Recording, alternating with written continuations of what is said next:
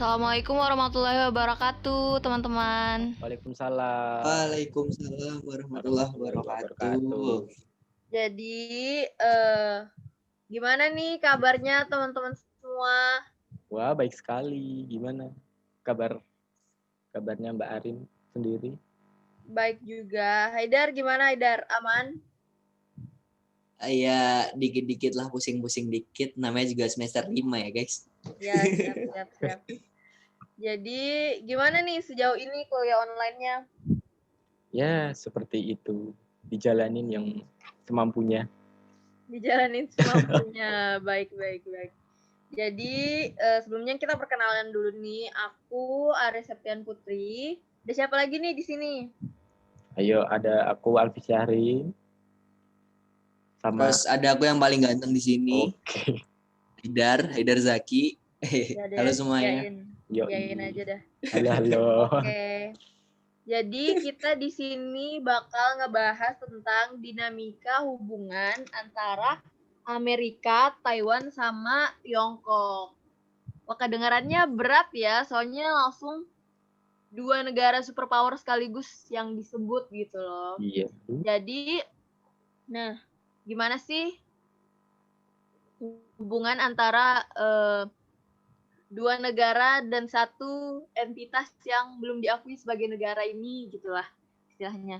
Jadi hubungan antara Amerika sama Tiongkok ini kan istilahnya apa ya, udah berada pada titik terendah gitu loh dalam beberapa dekade ini, karena perselisihannya kan banyak banget, mulai dari perang dagang, terus sekarang ada pandemi, terus tindakan Tiongkok di Hong Kong yang lagi rame sampai sekarang, terus di Xinjiang, terus di Laut Cina Selatan. Nah, itu tuh kayak yang bikin Amerika, terutama di bawah kepemimpinan Trump kemarin ya, itu tuh jadi panas gitu. Karena Amerikanya panas, Tiongkok pun balas dengan cara yang agresif gitu. Jadi apa ya, di tengah hubungan yang anjlok ini kan Amerika udah ningkatin dukungannya untuk Taiwan, which is sebuah pulau dengan pemerintahan sendiri yang Tiongkok anggap sebagai provinsi yang pemberontak gitu loh, dimana Amerika kan baru-baru ini menyetujui potensi penjualan senjata senilai lebih dari 3 miliar dolar ke Taiwan gitu loh. Jadi persaingan antara Amerika sama Tiongkok di Pasifik, di mana ini nih merupakan wilayah yang menampung 4 dari 15 negara untuk mempertahankan hubungan diplomatik dengan Taiwan ini, akhirnya juga bahkan ikut menarik sekutu Amerika yang lain gitu, termasuk ada Australia, ada New Zealand, bahkan sampai Inggris. Jadi semakin complicated lah istilahnya gara-gara masalah ini. Nah, sebelumnya gimana sih sejarahnya ini tuh, kok bisa gitu Tiongkok sama Taiwan ini nih sebelumnya pisah gitu istilahnya. Terus kok bisa juga Amerika ini nih masuk dalam masalah ini? Ada yang bisa jelasin nggak? Mungkin Alvin dulu nih jelasin sedikit sejarah tentang gimana sih terbentuknya Tiongkok dan Taiwan ini. Oke, Alvin jelasin dikit ya. Jadi Oke. alasan kenapa Taiwan ini bisa berpisah dan membentuk pemerintahan baru itu diawali oleh peristiwa perang saudara. Nah, dulunya tuh Cina adalah partai yang menguasai Cina itu dulu adalah Partai Kuomintang atau Partai Nasionalis Cina. Nah, pendiri dari partai itu yaitu Sun Yat-sen. Pemerintahan yang dikuasai oleh Kuomintang ini merupakan pemerintahan yang sah waktu itu. Nah, tapi Partai Kuomintang ini terkenal dengan korupsinya. Tidak hanya korupsi, tapi juga ekonomi yang lemah, terus juga inflasi yang gede-gedean gitu. Terus ditambah dengan adanya penjajahan Jepang yang brutal juga ikut menambah kekecewaan rakyat pada pemimpin Cina waktu itu. Nah, pemimpin Cina yang saat itu dipimpin oleh Chiang Kai-shek. Terlebih juga munculnya peristiwa pembantaian Nanking yang terjadi tahun 1937. Nah, Chiang Kai-shek ini dia tuh kayak cuman peduli sama apa ya, komunis, tentang komunis-komunis gitulah. Dia tuh takut suatu saat nanti Partai Komunis Cina ini ngambil alih pemerintahannya. Jadi dia tuh fokus untuk nyingkirin kelompok-kelompok ini. Salah satunya adalah dengan melakukan pembantaian pada simpatisan komunis atau pembantaian Shanghai ya. Oke, tapi sayangnya Chiang Kai-shek itu lupa memperhitungkan satu orang, yaitu Mao Zedong. Nah, Mao Zedong ini ingin nyatuin Cina gitu loh, di bawah pengaruh komunis. Setelah peristiwa pembantaian Shanghai itu, Partai Komunis Cina itu menginisiasi perang gerilya dengan bantuan rakyat jelata untuk mengkudeta pemerintahan Chiang Kai-shek ini. Nah, perang ini berlangsung selama 22 tahun dan pada tahun 1949 Partai Komunis Cina ini meraih kemenangan. Nah, itu hal-hal tersebut membuat Chiang dan pengikutnya serta rekan-rekannya itu melarikan diri gitu ke wilayah Taiwan yang sekarang serta menjadikan Taipei sebagai ibu kota sementara. Nah, semenjak itu baik Taiwan maupun Cina sama-sama mengklaim bahwa mereka adalah representasi negara Cina yang sah. Tapi ngomong-ngomong, kenapa sih Taiwan itu bisa menjadi anggota tetap Dewan Keamanan PBB waktu itu tuh? Kenapa sih? Aku mau nanya nih, siapa? Haidar mungkin? Iya, makasih Alvin. Jadi aku mau coba jelasin dikit, aku mau coba jawab. Jadi ya kenapa sih Taiwan itu bisa jadi anggota Dewan Keamanan PBB? Yaitu semuanya karena Amerika. Siapa lagi kalau bukan Amerika kan? Jadi waktu itu Cina itu beraliansi, dia tuh kerjasama sama Uni Soviet. Nah, tentunya kalau ada Uni Soviet bikin kerjasama, Amerika pasti panas dingin ya. Dia nggak mau kalah saing, jadi dia bikin kerjasama tandingan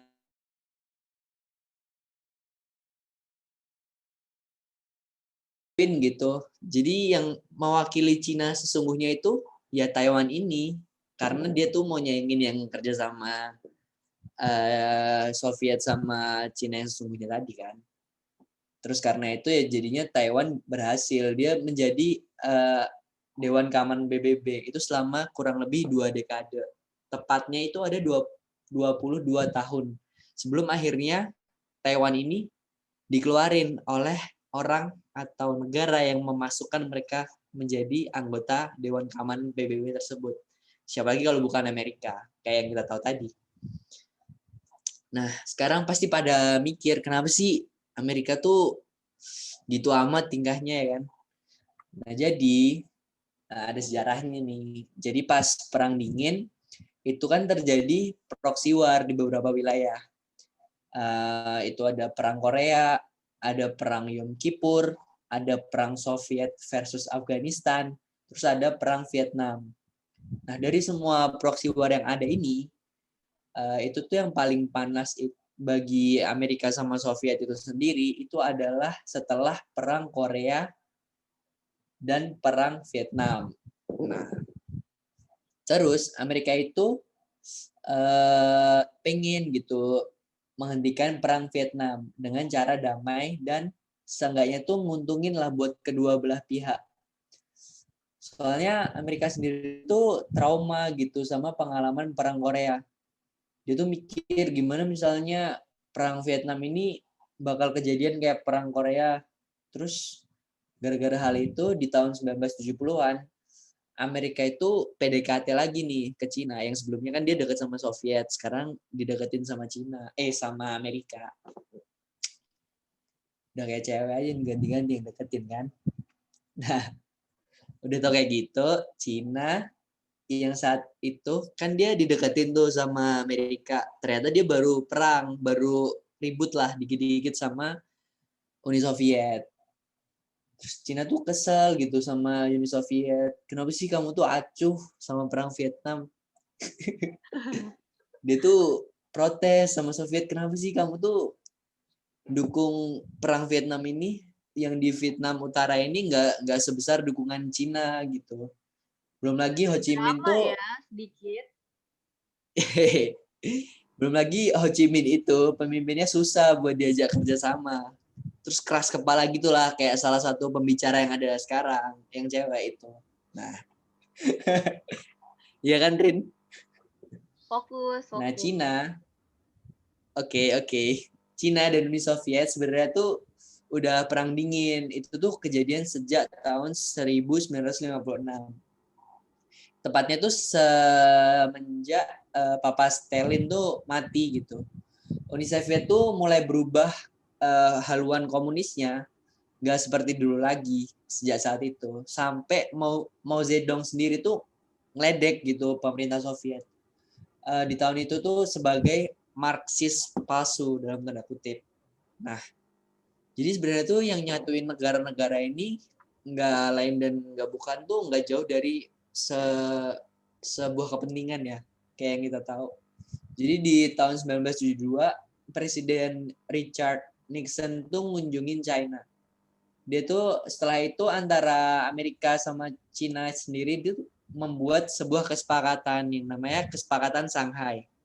Nah, dalam kesepakatan yang dibuat antara Amerika sama China ini, itu tuh salah satu isinya berbunyi bahwa Amerika tuh ngakuin Taiwan sebagai bagian dari Cina. Terus Amerika juga berkelit bahwa langkah ini itu tuh semata-mata mereka lakuin buat nyiptain kondisi damai lah antara kedua negara. PBB juga ngerespon dari hal ini. Dia tuh bikin pernyataan dari PBB ini bahwa Taiwan tuh secara ilegal tuh udah ngerebut posisinya Cina dalam PBB selama puluhan tahun ya, yang di awal tadi, yang 2 dekade tadi gitu. Wih, Oke, oke. Menarik ya. Ya menarik Nah, banget terus ya emang. gimana sih pandangan Jadi kesimpulannya adalah Amerika itu mengakui gitu loh One China Policy, kebijakan satu Cina ini. Makanya Taiwan tuh nggak mungkin buat duduk di PBB karena sekarang kan statusnya adalah provinsi dari China gitu loh. Nah, apa yang dikatakan AS ini kan seperti yang kita tahu akan diamini pula gitu oleh anggota PBB lainnya karena ya nggak nurut uang bantuan kan melayang gitu loh. Jadi sebenarnya mungkin untuk dipengaruhi oleh faktor bahwa mayoritas anggota PBB ini menganut kebijakan One China Policy ini, jadi pupuslah harapan bagi Taiwan itu sendiri buat masuk ke PBB gitu. Nah, jadi kan Tiongkok ini masih apa ya bertahan, maksudnya Taiwan ini masih bertahan karena Amerika Serikat kan sadar gitu loh pada waktu itu ya, dari sejarahnya aku simpulin nih betapa pentingnya sih buat mencegah komunisme itu untuk nyebar gitu di posisi geopolitik Amerika setelah Perang Korea terjadi gitu loh. Jadinya kan Amerika meletakkan militer mereka di Taiwan, terus bantu Taiwan juga secara finansial. Nah, berarti Tiongkok tuh dulu nggak tertarik ya buat ngambil Taiwan secara militer, maksudnya buat bener-bener fight for Taiwan secara militer, karena menurut Tiongkok tuh dulu itu tuh bakal bawa banyak masalah gitu. Tapi pastinya ini sih berbeda gitu loh buat yang di masa sekarang. Gitu sih aku nyimpulinnya. Oke. Nah, terus gimana sih pandangan Cina sendiri sama masalah ini? Oke, kalau aku sendiri jelasin, jadi China sendiri kan karena kan sekarang ini lagi happening kan ya, masalahnya lagi rame lagi nih istilahnya. Jadi China sendiri udah mendesak Amerika Serikat buat berhenti gitu loh, buat ningkatin hubungan sama Taiwan. Karena setelah Amerika dan Taiwan ini ngumumin bahwa mereka tuh bakal ngadain pembicaraan ekonomi gitu di bulan November kemarin gitu. Yang oleh pemerintah Taiwan tuh bilang kalau pembicaraan antara Taiwan dan Amerika ini nih sebagai tonggak utama gitu loh dalam hubungan keduanya gitu. Nah, China sendiri nganggap kalau Pulau Taiwan ini nih di mana Taiwan kan berpemerintahan sendiri gitu, sebagai wilayahnya gitu loh, yang jadi Tiongkok nih bilang kalau Taiwan ini nggak punya hak untuk membentuk hubungan resmi dengan negara lain gitu. Terus selain bilang kayak gitu, Tiongkok nih apa ya, memantau dengan kewaspadaan yang meningkat gitu waktu Amerika meningkatkan dukungan buat Taiwan gitu. Termasuk yang dijelasin Haidar tadi, penjualan senjata itu, sama ada kunjungan ke Taipei oleh pejabat senior dari Amerika.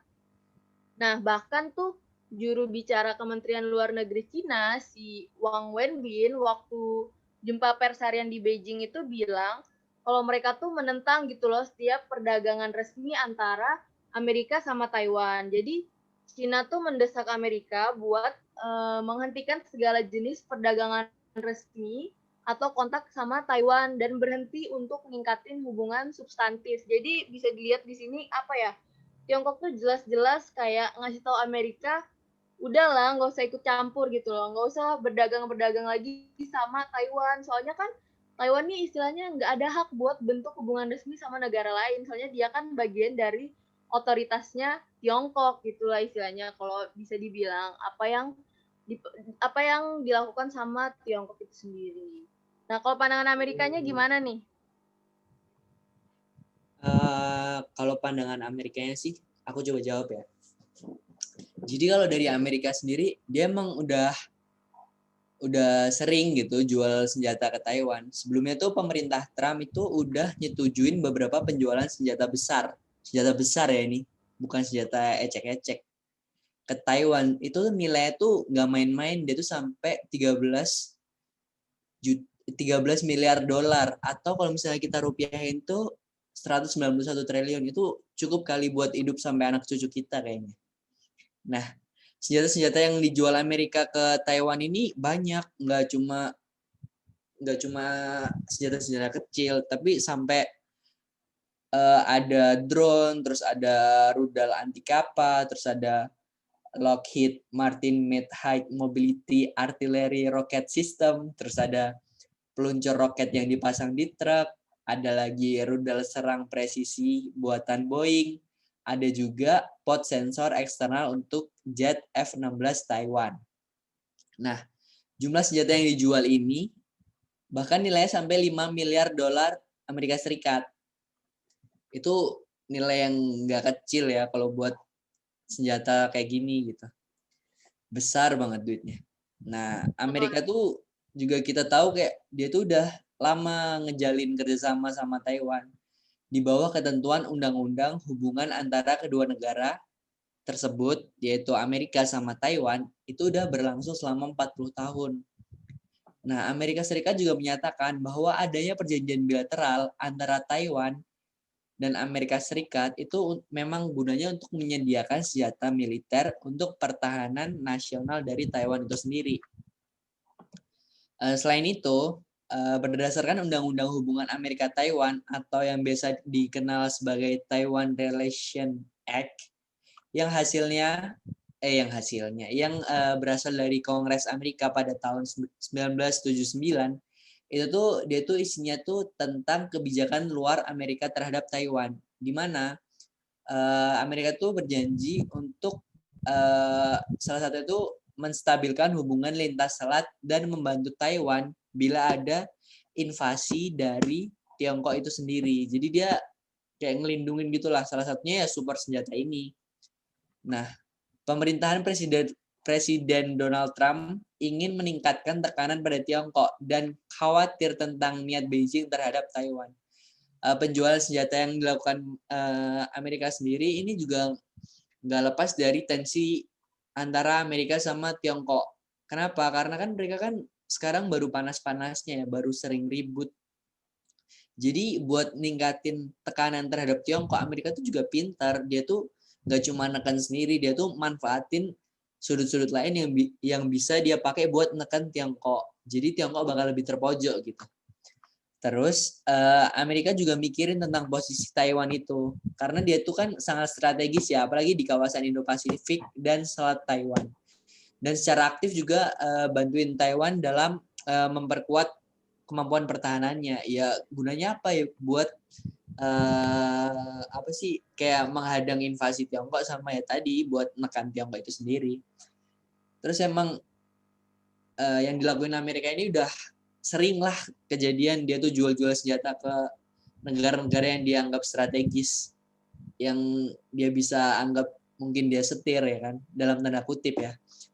Dan kebijakan jual-jual senjata ini yang dilakukan Amerika ke Taiwan itu tuh emang gencar banget sih, apalagi di bawah kepemimpinan Presiden Donald Trump yang kemarin baru lengser. Gitu deh. Lengser. Demis ya si Trump.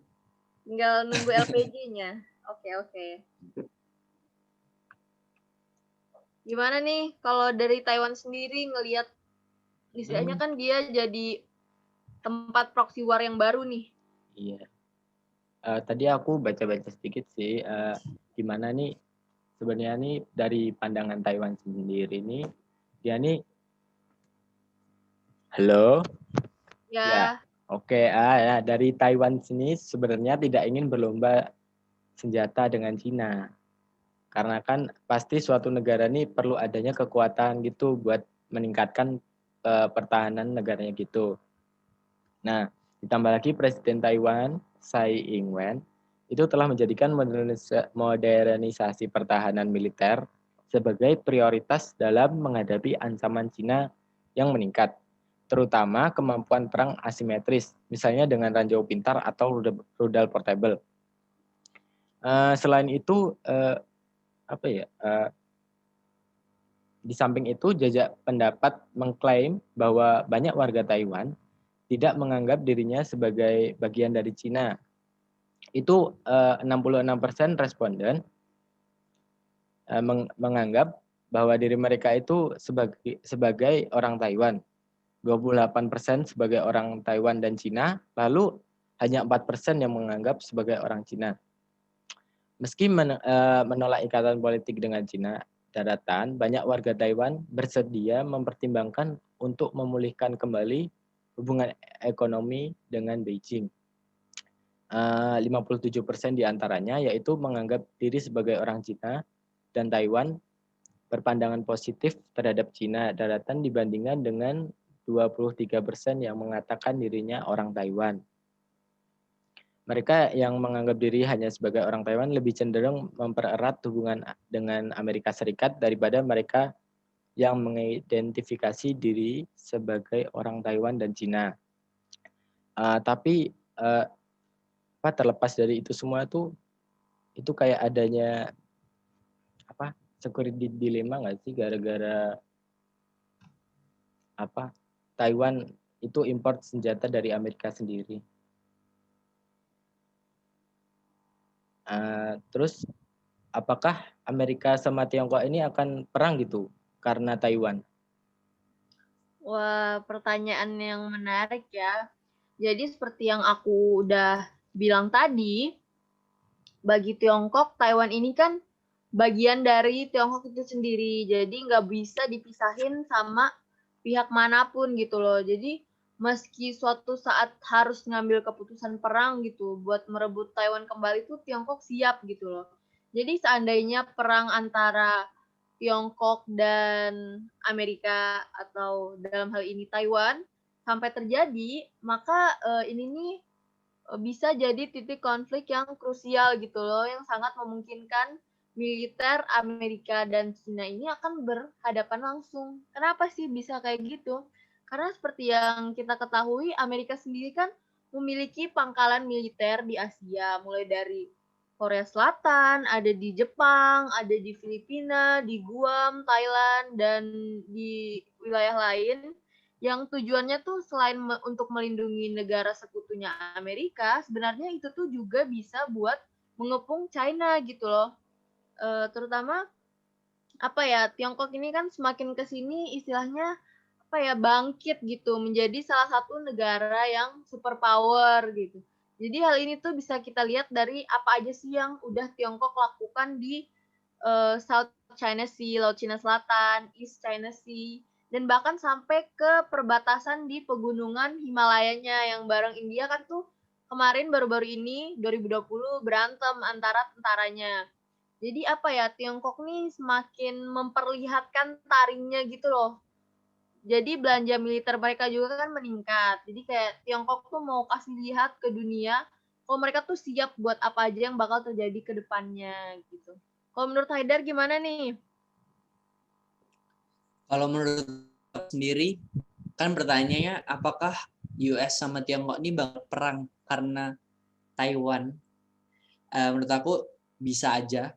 Kenapa? Karena kayak yang aku bilang tadi, dari perjanjian yang dibikin sama Taiwan dan US tuh udah janji kayak dia tuh bakal ngelindungin ngelindungin Taiwan dari invasi yang bakal dilakukan oleh Tiongkok. Nah, kalau dari US sendiri pasti mereka tuh nggak takut lah, karena siapa sih sekarang yang bisa nyaingin militernya US kalau di jangka-jangka sekarang ya, karena kayak sekelas Tiongkok yang udah sangar aja, yang udah nunjukin taring, kata Arin tadi, itu kayaknya masih bukan apa-apa kalau buat sama US gitu. Mungkin dia dari US sendiri pasti dia bakal habis-habisan lah belain Taiwan, karena ini juga bakal lebih menekan dari Tiongkok itu sendiri. Kenapa? Karena Taiwan ini kayak di terluar pulau luarnya Tiongkok gitu loh. Jadi dia tuh bakal nyusahin Tiongkok buat enak gerak kemana-mana gitu. Kalau misalnya Mobilitas, dari Bang. kalau misalnya dari Taiwannya tetap dipegang sama US, karena ini tuh Taiwan tuh kalau misalnya nggak ada US juga dia nggak bakal survive sampai sekarang, karena kan dia juga didukung dari senjata sama US. Jadi kayak pasti bisa mungkin bakal perang. Kalau menurutku sih gitu. Gimana sih Rin kalau menurutmu dari pendapatku? Ya, bisa jadi sih karena kan ya Tiongkok nih ngembangin kemampuan sama kekuatan militernya kan karena untuk memenuhi agenda domestiknya kan, yaitu buat mempertahankan persatuan dan kesatuan negaranya gitu lah. Jadi karena ada pergolakan dengan Taiwan, jadi bisa aja perang gitu loh.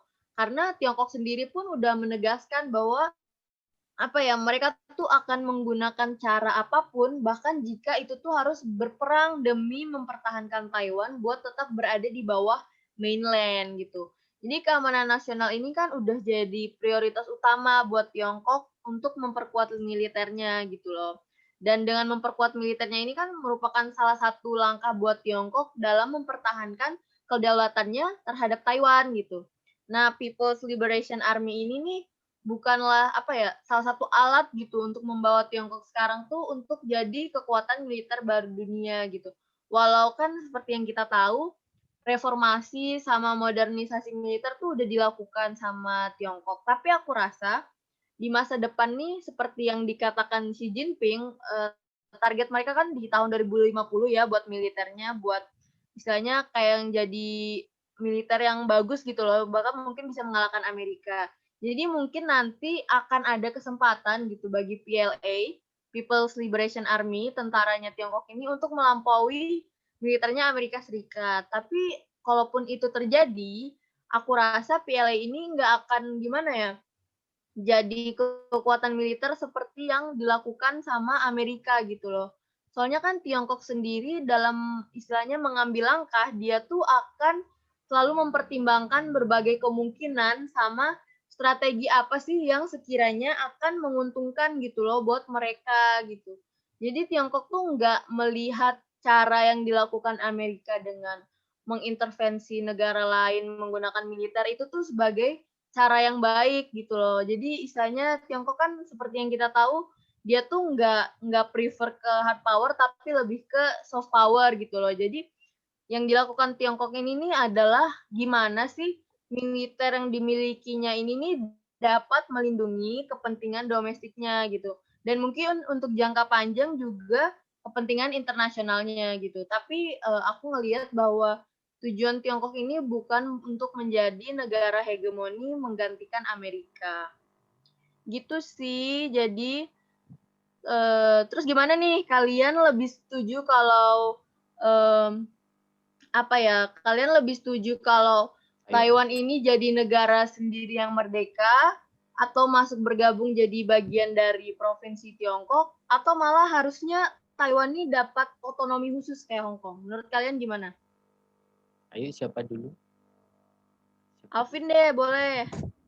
Oke, kalau aku ya, Taiwan sendiri mending jadi negara sendiri nggak sih daripada tersiksa atau gimana ya? Maksudnya harus ikutin kebijakan-kebijakan Cina sendiri yang di lain sisi itu perbedaan ideologi mereka tuh berbeda gitu loh, bentrokan gitu.